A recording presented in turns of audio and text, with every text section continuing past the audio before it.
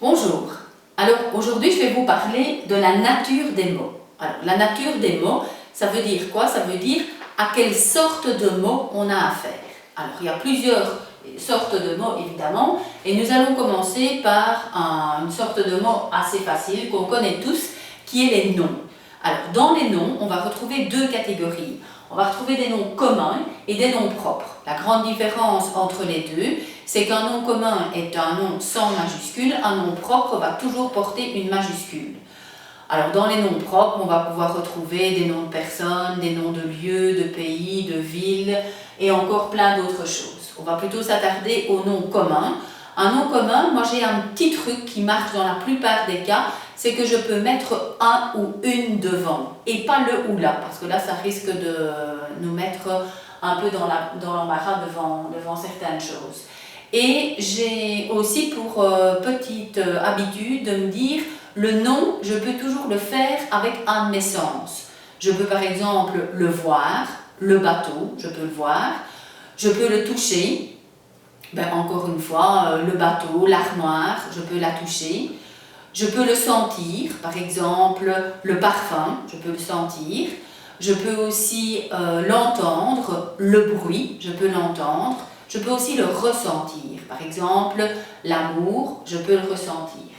Donc voilà, il s'agissait du nom. Alors, devant un nom commun, on va avoir ce qu'on appelle un petit compagnon. Son petit compagnon, son nom précis va être le déterminant. Donc le déterminant, c'est un petit mot qui accompagne un nom. Il va toujours être devant lui, cependant, il peut être séparé du nom par un autre petit mot.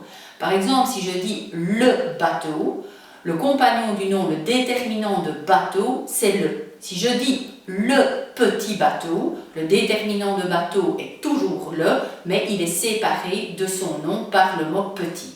Dans la grande famille des déterminants, on va en avoir de plusieurs sortes. Les articles, un bateau. Les possessifs, qui disent à qui appartient, mon bateau. Les démonstratifs, qui va servir plutôt à désigner, à montrer comme une démonstration, ce bateau. Le numéral, le déterminant numéral permet de dire combien. Un bateau, deux bateaux, trois bateaux, etc. L'indéfini, il ne va pas donner justement quelque chose de précis, de précis. Donc l'indéfini, par exemple, ça va être j'ai vu quelques bateaux. Ce n'est pas très précis, on ne sait pas exactement combien. L'interrogatif, il va permettre de poser une question. Quel bateau as-tu vu? Et l'exclamatif, il permet justement de s'exclamer à propos de ce nom. Quel beau bateau! Voilà, ça c'était pour la grande famille des déterminants. Ensuite, nous trouvons aussi comme sorte de mot des adjectifs qualificatifs. Un adjectif qualificatif, c'est un mot qui va qualifier le nom et qui va donner une précision. C'est un mot qui dit comment est. Beau, gentil, sourd, rouge, etc. Alors, nous avons aussi des mots qu'on connaît très bien, qui sont les verbes. Alors, les verbes, ça peut désigner une action, c'est souvent le cas d'ailleurs, faire, dessiner, regarder, voir, etc. Mais ça peut être aussi un verbe d'état, qui désigne un état dans lequel je suis. Je suis en 5e année. Je semble mécontent aujourd'hui. Sembler, ce n'est pas une action, c'est l'état dans lequel on se trouve. Alors, pour retrouver un verbe, on peut d'abord essayer de retrouver l'infinitif. Si je dis par exemple, Paul regardait les bateaux, pour trouver le verbe, je me dis, le verbe ce serait peut-être regarder, j'essaie d'en retrouver l'infinitif. Pour trouver l'infinitif, je me dis, c'est l'action de quoi, ou éventuellement l'état de quoi. Ici, regarder, c'est l'action de regarder. Pour être sûr que c'est bien un verbe, je peux le conjuguer à plusieurs personnes. Je regarde, tu regardes, il regarde. Donc dans ce cas-ci, je peux m'assurer effectivement que regarder est bien le verbe de la phrase. Alors, il y a encore une autre catégorie qui sont les adverbes. Les adverbes, c'est un petit mot invariable qui va permettre de donner une précision à un mot dans la phrase.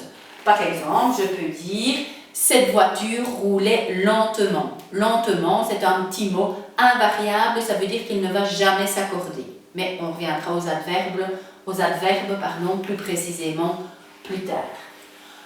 Une autre sorte de mot est le pronom.